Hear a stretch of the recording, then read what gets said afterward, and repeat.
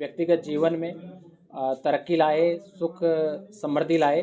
साथ ही मैं जिला प्रशासन की तरफ से आश्वासन देना चाहूँगा कि अब तक जितना अच्छा काम किया है उससे भी अच्छा काम हम वर्ष 2025 में करेंगे और ज़िले को नई ऊंचाइयों पे लेके जाएंगे। आम नागरिक की समस्या का समय पे समाधान हो, प्रोजेक्ट्स जो हमारे कई टाइम से रुके हुए हैं या नए प्रोजेक्ट जो ज़िले की जो लाइफस्टाइल है या जो रहन सहन का स्तर है उसको बेटर करें, उन प्रोजेक्टों पे फोकस करते हुए हम काम करेंगे और सभी के साथ जन भागीदारी, अधिकारियों का सहयोग और एक टीम की तरह पूरा जिला आम नागरिक से लेके और मेरे तक टीम की तरह, जो कि माननीय मुख्यमंत्री जी का और सरकार का भी विजन है कि सभी का एक समग्र विकास हो। तो मैं पुनः नववर्ष की शुभकामनाएं देना चाहूँगा और अश्योर करूँगा कि हम बहुत अच्छा करेंगे इस साल में।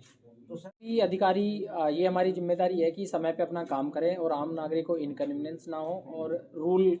में रहकर काम करें। अगर कोई अधिकारी रूल का उल्लंघन करता है या सरकार की नीतिगत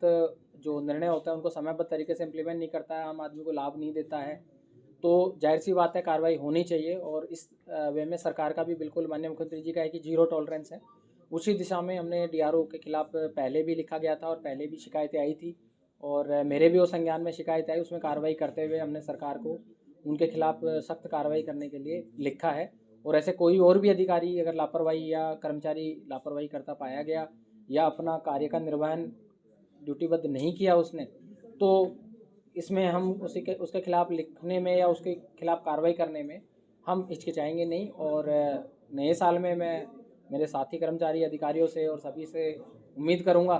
कि हम दुगने जोश से हम काम करें ताकि ऐसी दिक्कत ही ना आए और हम अच्छा काम करके अच्छा आउटकम दें। इसमें जो रबी का मुआवजा है उसकी ऑलरेडी एक समीक्षा बैठक की गई थी कि ये 2022 का मुआवजा जो अभी तक नहीं मिला है, और इसी कड़ी में जैसा मैंने कहा कि अभी हम चारों सब डिवीज़न स्तर पे इसका रिव्यू करेंगे। उसमें 10-12 एजेंटों में जो सबसे पहला एजेंडा हमने यही रखा है ताकि किसान का,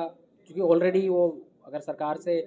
मुआवजा आया हुआ है तो समयबद्ध तरीके से मिल जाना चाहिए था। अगर इसमें देरी है, किसी की जिम्मेदारी तय की करनी है तो वो भी की जाएगी। साथ ही जो आईएमटी के और बाकी जो विषय हैं उनको सभी जो स्टेक होल्डर्स हैं, जो सभी इसके भागीदार है, चाहे वो किसान है या HSIDC है, चाहे इंडस्ट्रियलिस्ट है, चाहे अधिकारी हैं, सभी को एक बार साथ बैठ के बातचीत से ही समाधान निकाला जाएगा। और अगर उनकी कोई मांग है या कोई भी विषय है उसको सरकार को अवगत कराया जाएगा और जो काम है उसको समयबद्ध तरीके से कराया जाएगा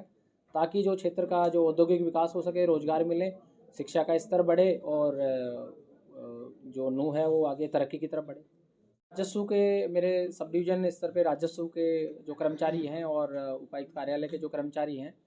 उनमें बायोमेट्रिक अटेंडेंस का हमने ऑलरेडी प्रपोजल शुरू कर दिया है। 10 दिन में 15 दिन में 15 जनवरी के करीब तक हम बायोमेट्रिक मशीन इंस्टॉल करके और हम इसको इम्प्लीमेंट करेंगे और बाकी विभागों में भी इसको इम्प्लीमेंट करने की डायरेक्शन दी जाएगी कि बायोमेट्रिक से, ताकि अधिकारी एक तो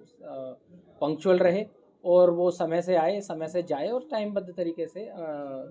आमजन की जो है उसकी समस्याओं का या आमजन के जो कार्य है वो समय पे पूरे करें। सभी मीडिया से जो साथी आए हैं उनके माध्यम से कई चीज़ों पे फीडबैक मिला है, जैसे स्टाफ रेगुलर नहीं आता, कहीं पे स्टाफ की कमी है, इंफ्रास्ट्रक्चर के इश्यूज़ हैं, साथ ही प्रोजेक्ट्स में लेट लतीफ़ी है, और उसके अलावा आगे चाहे वो यहाँ पे HSVP का सेक्टर का हो, खेल से संबंधित मांगे हो, वो आप सबके माध्यम से उठी है। उसके लिए मैं बड़ा धन्यवाद देना चाहूँगा कि आपने कैंडिडेट तरीके से चीज़ें पुट करी है और उन्हीं पे चलते हुए ऑलरेडी हम काम करना शुरू कर दिया हमने। और सारे ज़िले के जो विषय हैं सब डिवीज़न लेवल पे जाके रिव्यू करना हम शुरू कर रहे हैं। 3 तारीख को तावड़ू में समाधान शिविर में लोगों की जन समस्याएं सुन के उसके साथ ही फिर वहाँ का रिव्यू किया जाएगा। उसके बाद 7 तारीख को सब डिवीज़न पुनाना में SDM ऑफिस में ही ये चीज़ें की जाएंगी। उसके बाद 8 जनवरी 2025 को नू में यहीं पे रिव्यू होगा सब डिवीज़न नू के प्रोजेक्ट्स का, और उसके बाद 9 तारीख को फिरोजपुर जिरका का होगा। इस तरह से अगले 7 से 8 दिन में हम पूरे ज़िले के ही प्रोजेक्ट्स की, राजस्व कार्यों की, पंचायत के कार्यों की और अन्य कई मसलों पे हम रिव्यू करेंगे, समीक्षा करेंगे और उस फीडबैक के बेसिस पे जो माननीय मुख्यमंत्री जी की अध्यक्षता में 11 को उपायुक्तों के साथ एक समीक्षा बैठक है उसमें भी हम इसको रेस करेंगे और वहाँ से जो मार्गदर्शन मिलेगा और आगे के जो दिशा निर्देश मिलेंगे उसके तहत हम काम करेंगे। सर आपने खेल को हमारे यहाँ पे खेल की जो टैलेंट है वो बहुत ज़्यादा है, तो हमने इसी दिशा में कदम उठाते हुए, चाहे वो विभिन्न स्कीमें हों जैसे डी प्लान हो, एमडीए की स्कीम्स हों, स्पोर्ट्स डिपार्टमेंट की स्कीम्स हो, जिला परिषद की स्कीम हो, सीएसआर के माध्यम से, तो हम चाह रहे हैं कि जो खेल की फैसिलिटी गांव स्तर पे या ब्लॉक स्तर पे ऐसी हो ताकि कोई एथलीट वहाँ से टैलेंट निकल के आता है उसको फिर उसको निखारा जा सके। और इसके लिए हम एक जो नशा मुक्ति से दूर यूथ को जो मोबाइल से या जो बाकी चीज़ों से दूर हम एक एनर्जी उसकी चैनलाइज करें और एक आपसी सामाजिक सद्भाव भी बढ़ता है खेल से। तो वो करने के विचार में हमने डिसाइड किया कि हम एक खेल महाकुंभ का जो जिला स्तरीय खेल है वो एक प्रतियोगिता का हम प्लानिंग कर रहे हैं। काफ़ी कुछ प्लानिंग ऑलरेडी कर ली गई है। जो उसका डेट होगा, कौन कौन से खेल होंगे, कहाँ कहाँ पे होंगे, उस पर वर्कआउट किया जा रहा है और हम कोशिश कर रहे हैं कि उसको फेज़ वाइज करा जाए और अप्रैल के महीने से पहले पहले जब एक बच्चों के एग्ज़ाम और इन सबको ध्यान में रखते हुए अप्रैल या मई के महीने से पहले हम खेल महाकुंभ करा चुके हों। तो मैंने कहा कि जो भी अपने कॉम्पिटेंट ऑफिसर है उनसे परमिशन लेके वो जाएंगे, अपना जो भी उसकी स्वीकृत अवकाश है, कईयों को व्यक्तिगत पारिवारिक जिम्मेदारियां भी होती है, तो आदमी उस हिसाब से करे। जब वो ड्यूटी पे है तो अपना जो भी कार्य का निर्वहन हो प्रॉपर रूप से करे। तो यही मेरे साथी कर्मचारियों से, मेरी टीम से ये मेरा सहयोग अपेक्षित है और मुझे उम्मीद है कि वो इस पे खरे उतरेंगे और बहुत अच्छा काम करके दिखाएंगे। डिसीजन है ऑलरेडी ये 2 समीक्षाएं हो चुकी हैं। इस हफ्ते एक और समीक्षा रखी गई है जिन विभागों के माध्यम से, क्योंकि एमडीए फंडिंग करा के डिपार्टमेंटों के माध्यम से उसको एग्जीक्यूट कराता है। तो कई प्रोजेक्ट्स हैं जो 2021 के हैं, 22 के हैं, जो अब तक पूरे नहीं हुए, जिनकी समय सीमा 6 महीने थी, 8 महीने भी थी। तो उन कारणों पे भी चर्चा की जा रही है और आगे टाइमलाइन तय की जा रही है कि जो फंड दिया है वो टाइमली हो और टाइमली उसका यूटिलाइजेशन सर्टिफिकेट आए। साथ ही जो अगले साल का बजट जो अभी फाइनल होना है उससे भी हमने सभी विभागों से भी सुझाव मांगे हैं और सुझाव मांग के उसको बजट में अमल में लाया जाएगा एंड इसको प्रभावी बनाया जाएगा। और साथ में सरकार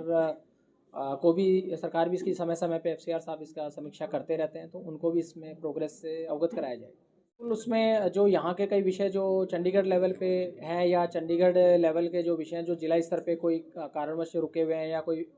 आपसी विभाग या सामंजस्य की वजह से कोई प्रोजेक्ट लेट लतीफ़ का शिकार हो चुका है, उन पे चर्चा की जाएगी। साथ ही आगे की रूपरेखा भी तय की जाएगी कि आगे कैसे चीज़ें हम धरातल पे ला सकें। और फोकस बिल्कुल शिक्षा या चिकित्सा, चाहे औद्योगिक विकास का हो, क्योंकि हमारे ज़िले से महत्वपूर्ण हाईवे अब मुंबई एक्सप्रेस और केएमपी, इतनी अच्छी कनेक्टिविटी आज की डेट में बहुत ही कम मिलती है। तो हमारा जो लोकेशन के वाइज भी और हर तरह से हमें एडवांटेज है, चाहे वो यहाँ पे